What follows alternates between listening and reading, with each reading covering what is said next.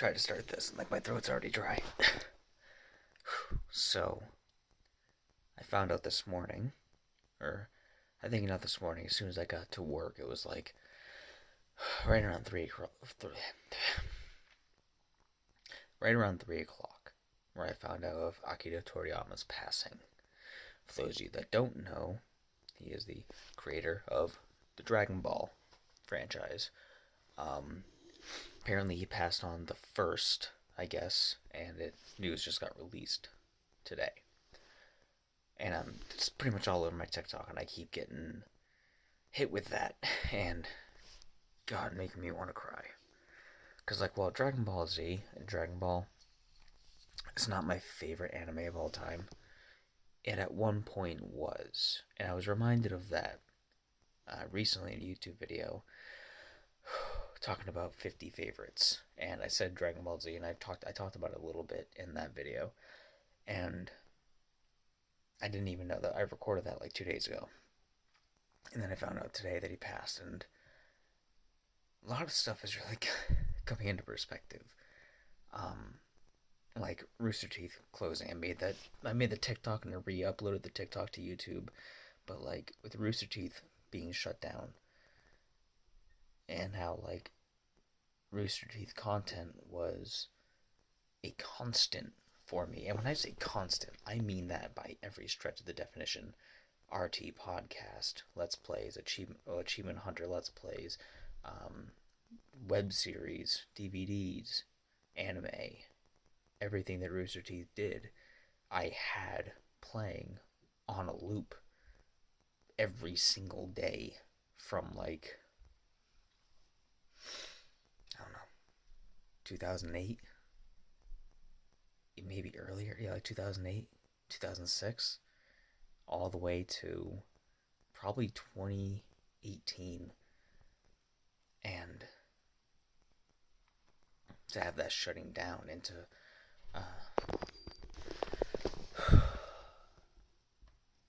to have Rooster Teeth shutting down, and to watch a clip of Carrie Shawcross saying sometimes it's good to meet your heroes, and watching Jeff fucking break down and cry. It just is a lot. Because you never realize how much something means to you until it's gone, you know? And like, again, like Dragon Ball Z is not going anywhere. Rooster Teeth content will always be around, and like the people are still alive, they still exist, I can still consume that, you know? But like, the soul of it is gone, just like the soul of Dragon Ball is gone. I haven't been a fan of Dragon Ball Super. I watched some of it. I watched the movies. The movies are decent. I like the Super movies.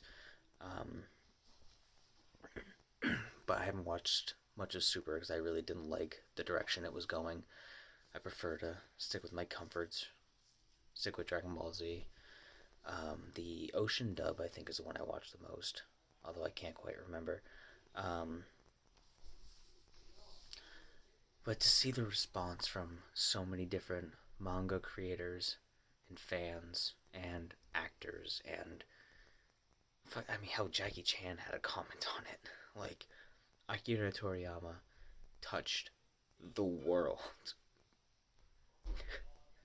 Like, we've all, as kids, we all fucking put our hands up in the air to lend our power for Goku's Spirit Bomb. Like, we've done that. The amount of dreams I've had, and the amount of times in real life where I put my hands together and I charged up a fucking Kamehameha, just hoping I would get that plasma, dude. I would blast a Kamehameha and rip a tree down. I've done that in dreams. I've done it in real life. I did it probably a year ago. The references going Super Saiyan. The impact of the first time Goku went Super Saiyan is still echoes in my head, dude. And just like, and most of my Dragon Ball consumption lately is just watching DBZ abridged, because it's comfortable, it's funny, you get a good story out of it. It reminds you of these characters because they're all pretty good representations of the characters. So instead of watching Dragon Ball Z, I could easily watch DBZA. But I grew up catching anime when I could on the TV, on Toonami, on Adult Swim. That's how I found most of my shows. That's how I discovered Samurai Champloo. That's how I discovered Full Metal Alchemist and Yu Yu Hakusho and Dragon Ball Z and Zatch Bell, Rave Master, fucking Lupin the Third. I didn't watch that show, but I caught it, you know. And Dragon Ball Z was that show where it was just like, oh, Dragon Ball is on. I'm watching this. Fuck. I have a vivid memory of being in this house, in my grandmother's house, when I was a kid. And I think I was helping set up the Christmas tree. And after we got it set up, I was waiting to be picked up by my mom. And what did I do? I think Dragon Ball Z, The History of Trunks was on TV.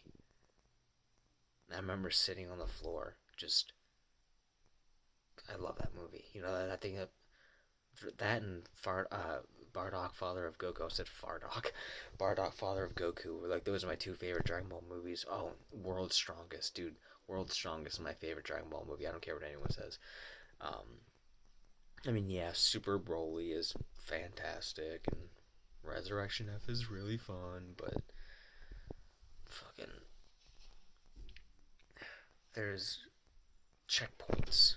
There's mental checkpoints in my life that I can think back on. I can, hop, skip, and jump to pretty much every single year of my life, because every year of my life is in some way tangentially related to Dragon Ball Z. I used to draw Dragon Ball Z constantly.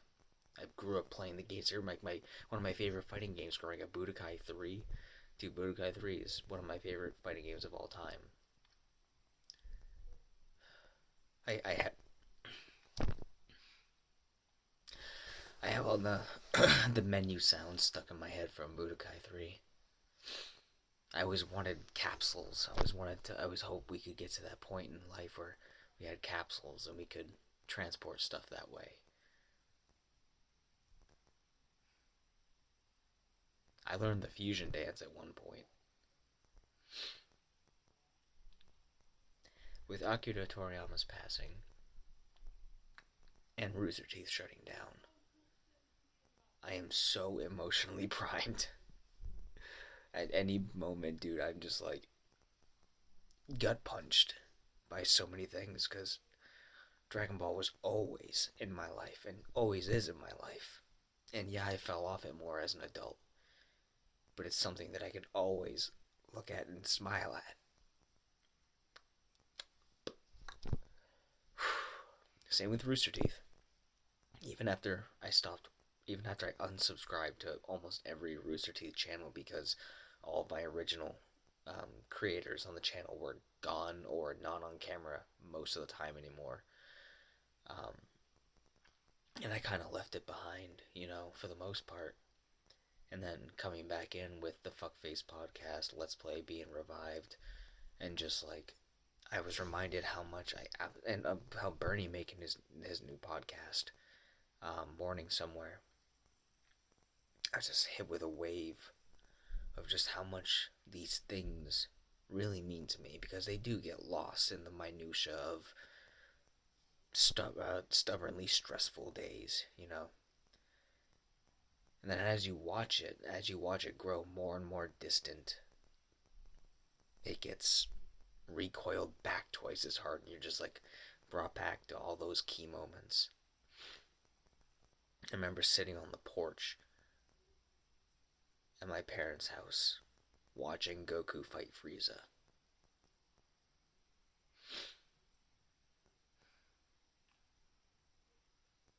I remember going to bed all the time with my VCR playing Dragon Ball Z, playing some of the movies, playing, I think, Super Android 17, Dragon Ball GT.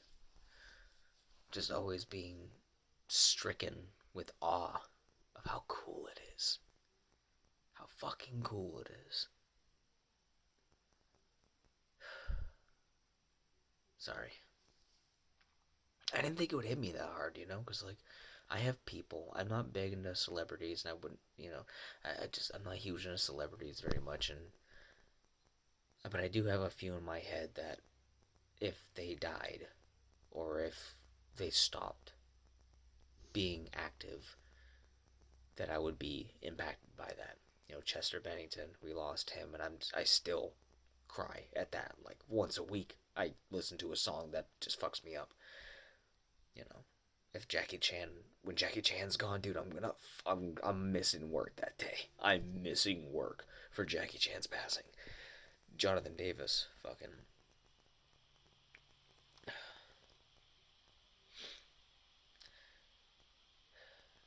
I need to own all of Dragon Ball Z. I have a few of the DVD sets, but I don't have all of them because that stuff's expensive. But I need to give myself a Dragon Ball Z tattoo. Something simple. That's what I do. Simple tattoos on myself. But I need to give myself the Z, a red Z, or whatever color tone it is. It's like a vermilion, kind of. Yeah. I just wanted to kind of talk about that.